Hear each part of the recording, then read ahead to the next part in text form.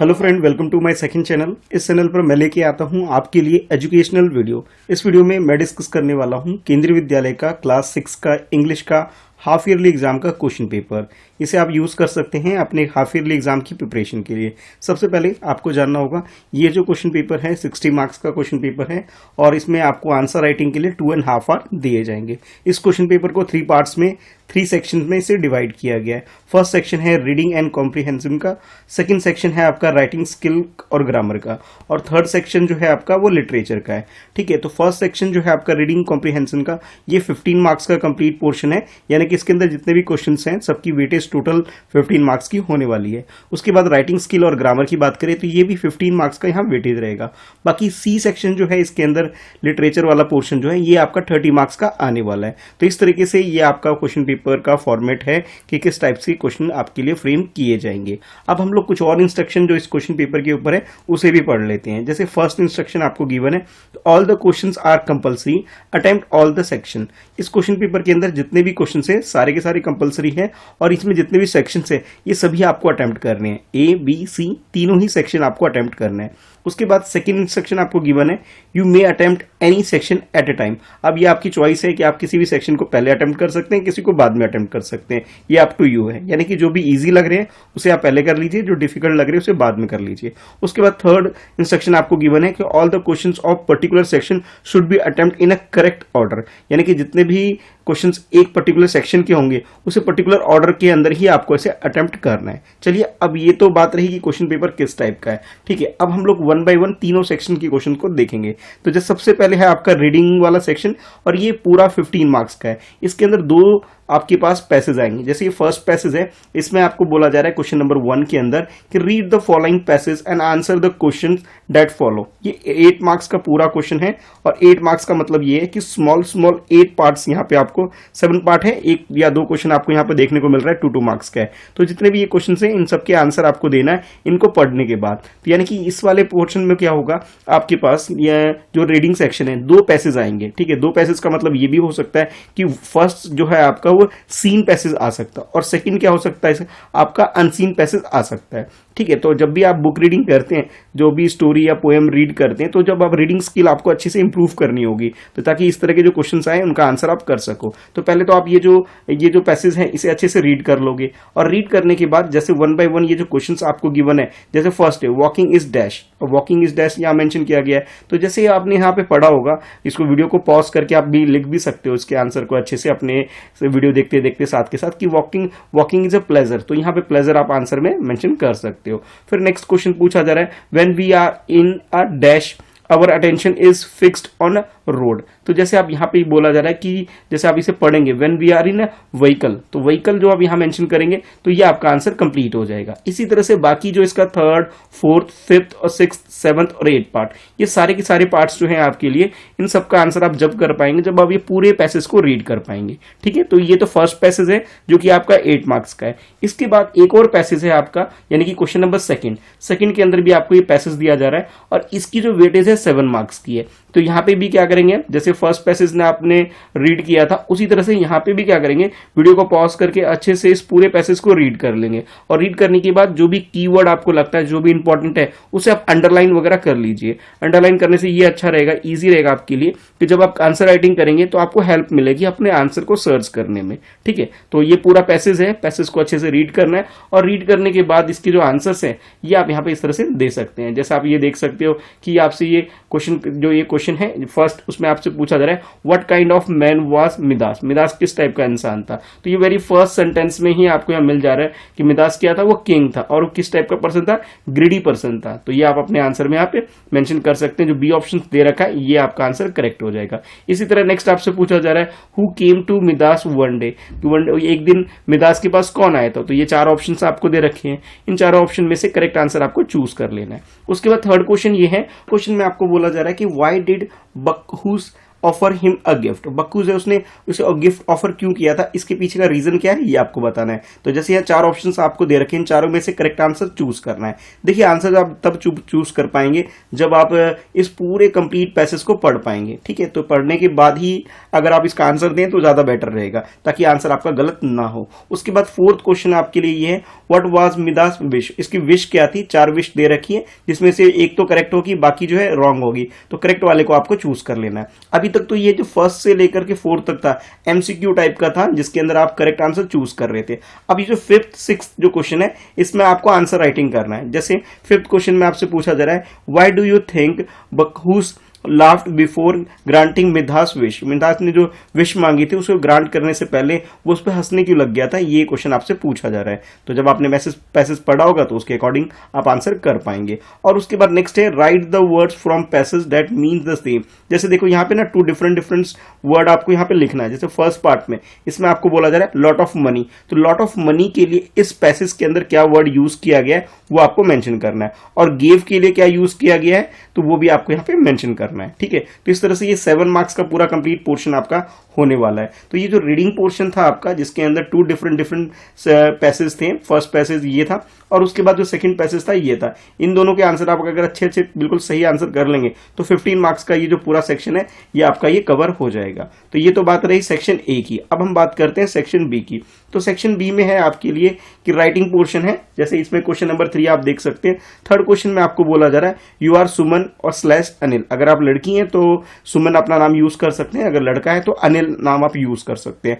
आपका नाम कुछ भी हो, लेकिन आप इस क्वेश्चन के आंसर में जो आपको बोला गया, एज ए गर्ल अगर आंसर राइटिंग कर रहे हैं तो आप सुमन लिखेंगे, एज ए बॉय अगर आप आंसर राइटिंग कर रहे हैं तो अपना नाम अनिल लिख करके आंसर लिखेंगे। तो इस बात का आपको ध्यान रखना है। ये छोटी सी बात है पर इसमें मिस्टेक आपको नहीं करनी है, ठीक है। यू आर सुमन और स्लैश ये अनिल जैसे आपको मेंशन किया गया of class 6, you have lost your lunch box during the recess in the school playground, write a notice for your school notice board. अब अपने स्कूल नोटिस बोर्ड के लिए आपको एक नोटिस लिखना है। इस नोटिस में आपको इन्फॉर्मेशन देनी है कि आई हैव, जैसे आप नोटिस पहले हेडिंग डाल देंगे और हेडिंग डालने के बाद मेंशन करेंगे today I have lost my tiffin box that is in the colour of red white, जो भी जिस भी कलर का होगा उसके बारे में बता सकते हो, और वो किस टाइप का दिखता है, कुछ अगर आप ब्रांड वगैरह का लोगो वगैरह बना हुआ है तो वो सारी चीजें आप अपनी इन्फॉर्मेशन इस नोटिस बोर्ड में मेंशन कर देंगे। और फर्दर आप मेंशन कर देंगे लास्ट में, if anybody found that my tiffin box please return to me, my name is this, अपना नाम अपनी क्लास वगैरह ये सारी इन्फॉर्मेशन आप दे देंगे। तो जैसे नाम जो लिखोगे, जो आपको इसके अंदर ये सुमन या अनिल दे रखा है उसके अकॉर्डिंग ही आपने लिखना है, ठीक है। तो ये आपके पास जो थर्ड क्वेश्चन का जो ऊपर वाला पोर्शन है इसके अंदर तो नोटिस लिखने के लिए बोला जा रहा है, ठीक है, कि टिफिन लॉस्ट हो गया आपका रिसेस के अंदर वो।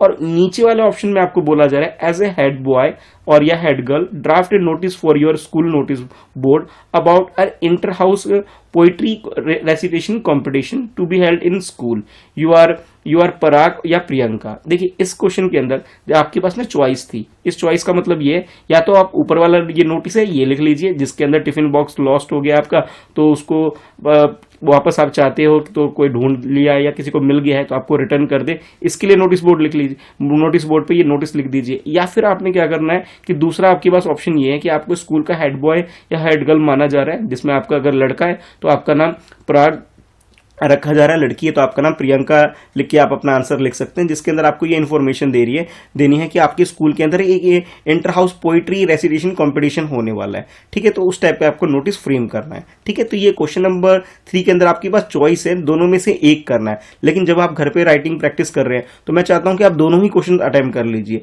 ताकि आप अच्छे से राइटिंग प्रैक्टिस कर सके। इसके बाद नेक्स्ट है क्वेश्चन नंबर 4। फोर्थ क्वेश्चन में आपको बोला जा रहा है, a summary of the story is given below, fill in the blank to complete it taking appropriate phrases from the box. अब देखो यहाँ पे ना कुछ कुछ वर्ड्स आपको फ्रेजेस वगैरह दे रखे हैं, ठीक है, जैसा कि आप देख सकते हो, a dog, stranger, then anyone as, और इस तरह से बहुत सारी इंफॉर्मेशन आपको दे रखी है।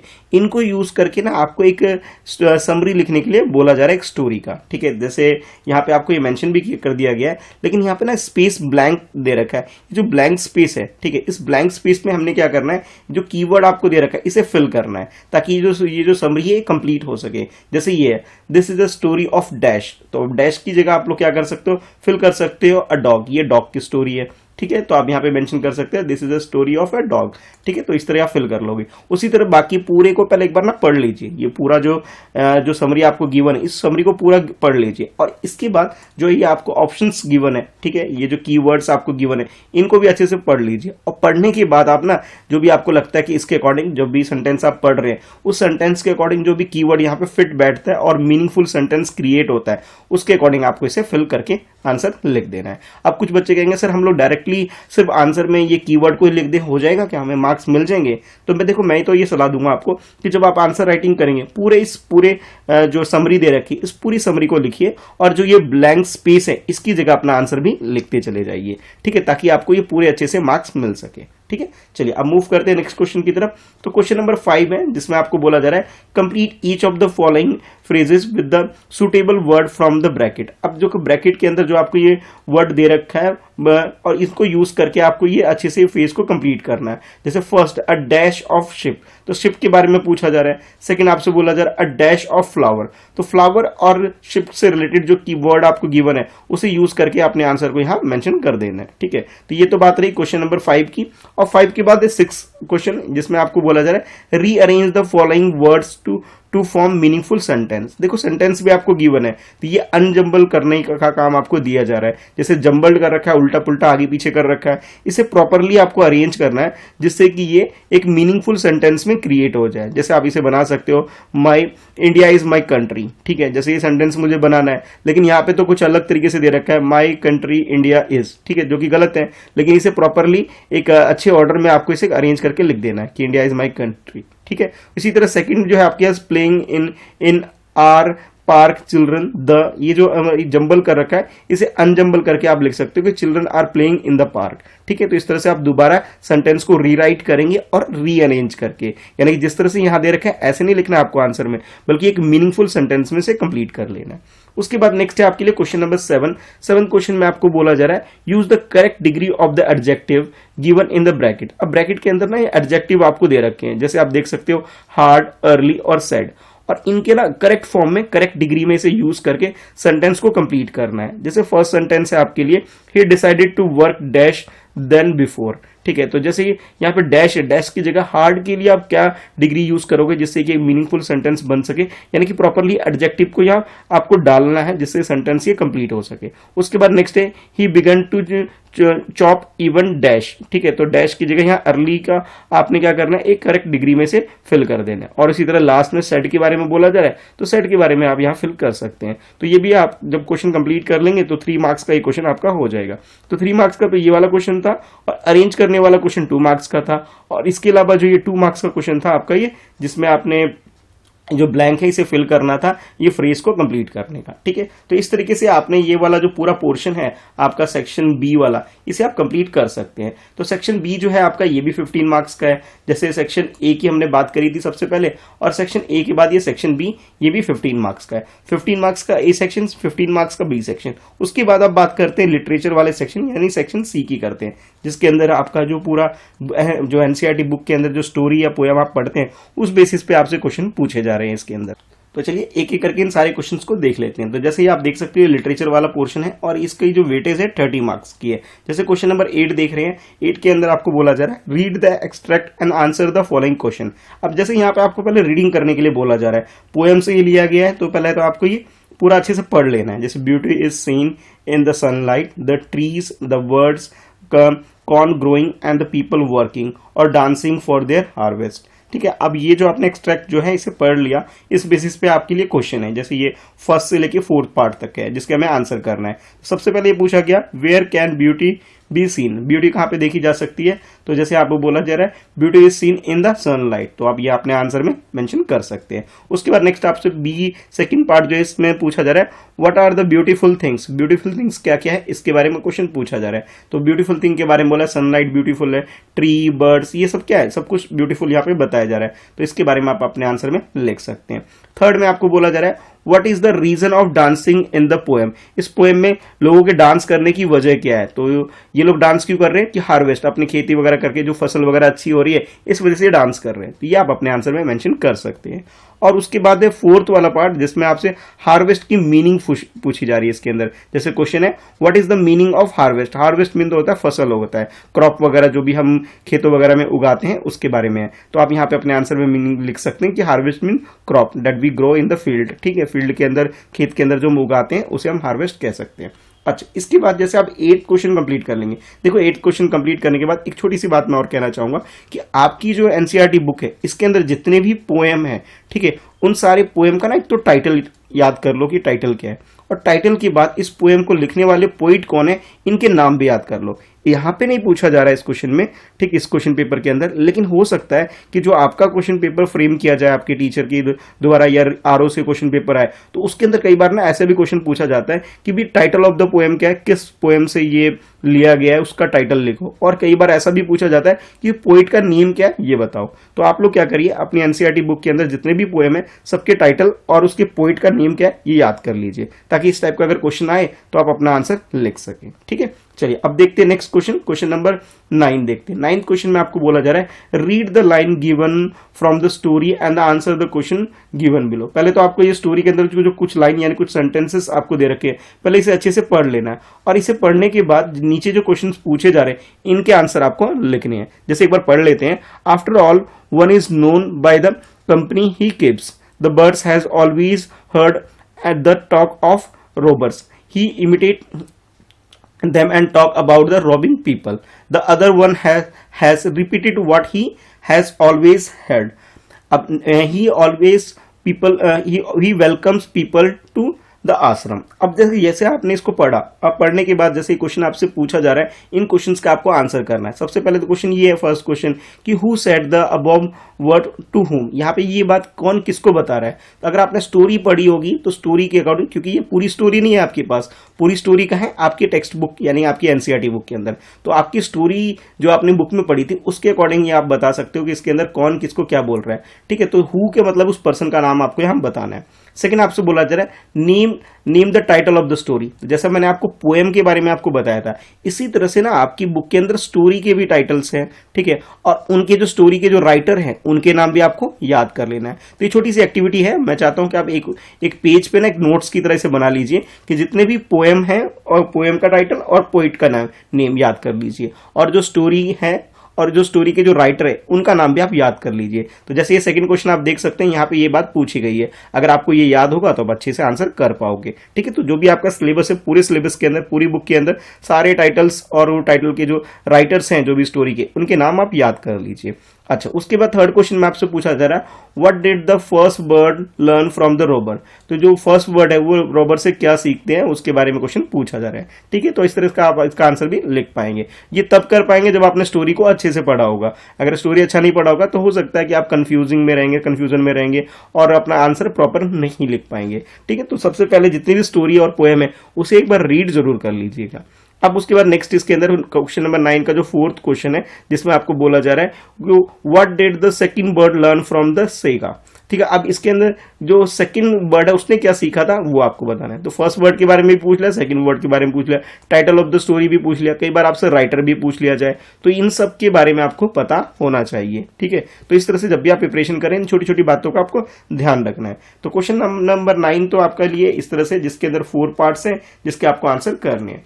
उसके बाद नेक्स्ट है आपके लिए क्वेश्चन नंबर 10। अब 10th क्वेश्चन में अगर आप देखेंगे ना तो आपको यहाँ पे देखने को मिल जाएगा कि क्वेश्चन नंबर 10 के अंदर फर्स्ट से लेकर 7 पार्ट तक है, लेकिन यहाँ पे ना आपको एक इंटरनल चॉइस दे रखी है क्वेश्चन के अंदर, जिसमें बोला जा रहा है answer any 5 of the following, यानी कि टोटल 7 क्वेश्चन है, बट आपको 7 नहीं करने हैं बल्कि 5 ही करने हैं। तो जैसे ये पूरे 7 एक बार रीड कर लीजिए, जिसके आंसर आपको लगता है कि आप बेस्ट आंसर दे सकते हैं, जिसमें आप मिस्टेक नहीं होगी, उन 7 क्वेश्चन के आंसर आप कर दीजिए। सारे करने की जरूरत नहीं है, मार्क्स आपको सिर्फ 5 के ही मिलेंगे। तो जैसे ये फर्स्ट क्वेश्चन है इसके अंदर व्हाट वाज पैट्रिक्स विश, पैट्रिक की विश क्या थी, विश उसकी बता देनी है। उसके बाद नेक्स्ट सेकंड में पूछा जा रहा है कि व्हाई डिड तारू run in the direction of the steam. ठीक है, इसके पीछे का रीजन क्या था ये आपको बता देना है। फिर नेक्स्ट क्वेश्चन है थर्ड में पूछा जा रहा है where was Kalpana Chawla born. तो बर्थ प्लेस के बारे में पूछा जा रहा है आपसे।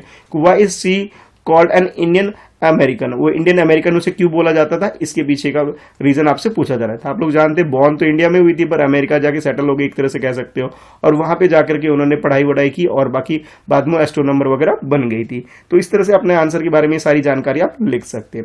नेक्स्ट आपसे फोर्थ में बोला जा रहा है कि why do you think the writer visited miss beams school. Miss beam की स्कूल जो है वहां पर राइटर ने क्यों विजिट किया था, उसके पीछे का रीजन क्या है, आप क्या सोचते हैं, आप अपने अकॉर्डिंग इसका आंसर लिख दीजिए। और उसके बाद नेक्स्ट है आपके लिए फिफ्थ पार्ट में आपसे पूछा जा रहा है why did the emperor reward Taro. Taro को उसने रिवॉर्ड क्यों किया था एम्परर ने, ये इसके पीछे का रीजन क्या है ये आपको बता देना है। और उसके बाद नेक्स्ट है आपके लिए सिक्स पार्ट के अंदर पूछा जा रहा है कि who did the dog finally choose his master and why. तो उसके किसको चूज किया था और रीजन क्या था चूज करने का, ये भी आपको बता देना है। और लास्ट जो सेवंथ है जिसमें आपसे बोला जा रहा है कि why did the little man grant पैट्रिक्स wish. वो लिटिल मैन ने वो पैट्रिक्स की विश क्यों पूरी करी थी। देखो अगर आपने ध्यान से वीडियो को स्टार्टिंग से देख रहे हो तो इसमें जो पैसेज आया था, पैसेज भी कुछ उसी के बारे में ही आ गया था। ठीक है, अगर आपने पैसेज को अच्छे से पढ़ा था तो ये क्वेश्चन दोबारा रिपीट हो रहा है पैसेज के अंदर। पैट्रिक से रिलेटेड जो क्वेश्चन है कि उसकी विश यहाँ पे भी है और कुछ यहाँ पे भी। तो कई बार क्या हो सकता है कि आपके क्वेश्चन पेपर में कुछ क्वेश्चन ऐसे भी हो सकते हैं जो कि आपके रिपीट भी हो जाए, यानी सेम चैप्टर से आ जाए। पैराग्राफ के अंदर भी आ सकता है और यहाँ पे भी आ सकता है। तो अगर आपकी अच्छी प्रिपरेशन होगी तब जाके ये दोनों क्वेश्चन के आंसर आप कर पाएंगे। ठीक है, तो यहाँ 7 क्वेश्चन दिए रखे थे लेकिन आपने सिर्फ और सिर्फ 5 क्वेश्चन ही करने हैं।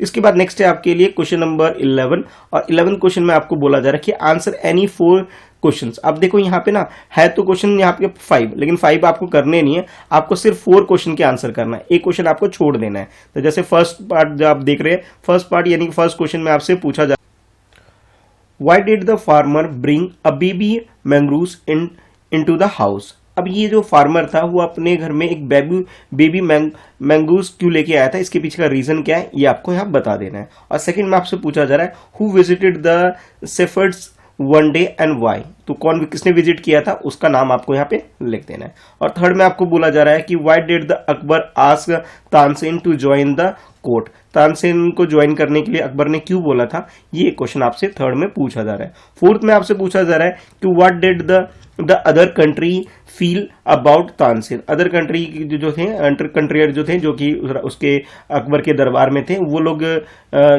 तानसेन के बारे में क्या सोचते थे, उनके क्या व्यू थे, ये आपको यहाँ पे बता देना है। और उसके बाद लास्ट जो है फिफ्थ, इसमें आपसे पूछा जा रहा है कि why did the 2 baby birds got separated. ये जो 2 डिफरेंट जो बेबी बर्ड्स थे इनको सेपरेट क्यों किया गया था, इसके पीछे का रीजन आपको लिखना है। 5 क्वेश्चन है लेकिन आपको सिर्फ और सिर्फ 4 क्वेश्चन के आंसर ही करने हैं। इसके बाद लॉन्ग आंसर एक बच जाता है आपका क्वेश्चन नंबर 12, जिसके अंदर आपको इंटरनल चॉइस दे रखी है, या तो आप ऊपर वाला क्वेश्चन कर लीजिए या फिर नीचे वाला क्वेश्चन कर लीजिए। ध्यान रखिए ये क्वेश्चन है बहुत स्कोरिंग है, 4 मार्क्स का है, तो इसमें आप एटलीस्ट 4 सेंटेंस तो जरूर लिखिएगा। जैसे इसमें फर्स्ट पार्ट जो देख रखे ऊपर वाला जो पोर्शन है जिसमें आपको पूछा जा रहा है describe a recent quarrel that you have had with your brother, sister, friend. How did it start? What did you quarrel about and how did it end? तो जैसे इसके अंदर फर्स्ट क्वेश्चन में पूछा जा रहा है आपको अपने एक्सपीरियंस वगैरह यहाँ पे लिख देना है। और उसके बाद जो सेकंड पार्ट है जिसमें ऑप्शन के साथ आपको दे रखा है, जिसमें आपसे पूछा जा रहा है कि how did the jealous country plan to harm Tansen. देखो इस कंट्री जो हमने जो स्टोरी आप लोगों ने पढ़ी होगी, अकबर वाली जो स्टोरी पढ़ी होगी, जिसके अंदर जो बाकी जो कंट्रियर थे यानी कि उसके कोर्ट के अंदर जो बाकी लोग जो थे वो तानसेन को किस तरह से हार्म कर रहे थे, नुकसान पहुंचा रहे थे, ये आपको बताना है। और नेक्स्ट आपसे इसी क्वेश्चन के अंदर फर्दर आपसे पूछा जा रहा है कि how did the great musician save his honour as well as the official position, कि जैसे बाकी लोग उससे जो जलते वलते थे उसको परेशान करते थे, तो किस तरह से उसने अपने आप को उसमें बचाया और अपनी जो पोजीशन है उसने नहीं खोया था तानसेन ने, इसके बारे में अपना आंसर लिख देना है। तो इस टाइप का आपका ये जो क्लास 6 का हिंदी का क्वेश्चन पेपर हाफ ईयरली का आया हुआ है किसी केंद्रीय विद्यालय के अंदर। लेकिन आप लोग क्या कर सकते हैं कि इसके अंदर जितने भी क्वेश्चन मैंने आपको बताए इनको घर पे बैठ के ना आंसर राइटिंग का प्रैक्टिस कर लीजिए, ताकि जब आप आंसर राइटिंग एग्जाम में करें तो आपका आंसर अच्छे से हो सके, टाइमली आप कंप्लीट कर सकें। ठीक है, तो आई होप आपको ये वीडियो अच्छी लगी होगी, इसमें बहुत सारी चीजें आपको क्लियर हुई होगी कि किस टाइप का क्वेश्चन पेपर आपके लिए फ्रेम किया जा सकता है। वीडियो को लाइक जरूर कर दीजिए, ताकि जब वीडियो आप लाइक करेंगे तो ऐसी और वीडियो मैं आपके लिए अपलोड करूंगा चैनल पर। और मेरे इस चैनल को जो कि मेरे नाम से है मिस्टर कृष्णा शाह, इस चैनल को सब्सक्राइब कर लीजिए, बेल आइकन प्रेस कर दीजिए, ताकि जब भी मैं यहाँ वीडियो अपलोड करूं तो आपके पास इसकी नोटिफिकेशन आ सके। इसके अलावा मेरा जो मेन चैनल है फ्रेंड्स @ प्रिपरेशन, इस चैनल को भी सब्सक्राइब करके बेल आइकन प्रेस करिए, चाहिए, ताकि जब भी मैं यहाँ वीडियो अपलोड करूँ तो इसकी नोटिफिकेशन भी आप रिसीव कर सके और आपको वीडियो ढूंढने में कोई परेशानी ना हो। कोई डाउट है, कुछ पूछना चाहते हो तो आप लोग मुझे इंस्टाग्राम पे फॉलो कर सकते हो। मेरी आईडी है @Mr. Krishna Shah, जहाँ आप मैसेज करके अपने सारे डाउट्स मुझसे पूछ सकते हैं। ठीक है, तो thanks for watching, bye bye.